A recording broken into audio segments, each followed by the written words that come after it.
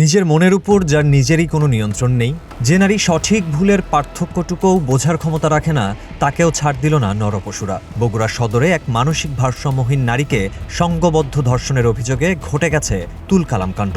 গণধোলাইয়ের পর 2 অভিযুক্তকে তুলে দেয়া হয়েছে পুলিশের হাতে। ঘটনার শুরুটা আরও করুন। ভুক্তভোগী নারীর স্বামী দীর্ঘদিন ধরে মাদক মামলায় কারাগারে ছিলেন, আর এই অসহায়ত্ব ও স্বামীর অনুপস্থিতির সুযোগ নিয়ে তার উপর বারবার নির্যাতন চালায় 3 লম্পট। অভিযুক্তরা হলো বগুড়া সরকারি আজিজুল হক কলেজের পিয়ন মাহবুবুর রহমান, বগুড়ার ফাপড় এলাকার আলমগীর হোসেন এবং শহীদুল ইসলাম। নির্যাতনের শিকার ওই নারী এখন প্রায় 3 মাসের অন্তঃসত্ত্বা।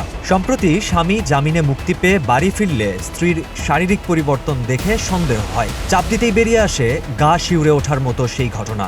খবরটি ছড়িয়ে পড়তেই ক্ষোভে ফেটে পড়ে পুরো এলাকার মানুষ। মঙ্গলবার অভিযুক্ত আলমগীর ও শহীদুলকে আটক করে বেধড়ক পিটুনি দিয়ে পুলিশে সোপর্দ করেছে স্থানীয়রা। তবে ধরাছোঁয়ার বাইরে চলে গেছে সরকারি কলেজের পিয়ন মাহবুবুর। বগুড়া সদর থানা পুলিশ জানিয়েছে, খবর পেয়েই ঘটনাস্থল থেকে 2 জনকে পুলিশ হেফাজতে নেওয়া হয়েছে, আর পলাতক লম্পট মাহবুবুরকে ধরতে চলছে সাঁড়াশি অভিযান। সমাজের এই পশুদের দৃষ্টান্তমূলক শাস্তি হবে তো, নাকি অসহায়ত্বের সুযোগ নিয়ে পার পেয়ে যাবে অপরাধীরা? এই প্রশ্নই এখন পুরো বগুড়াবাসীর মনে। Mahfuza Refin, green TV digital.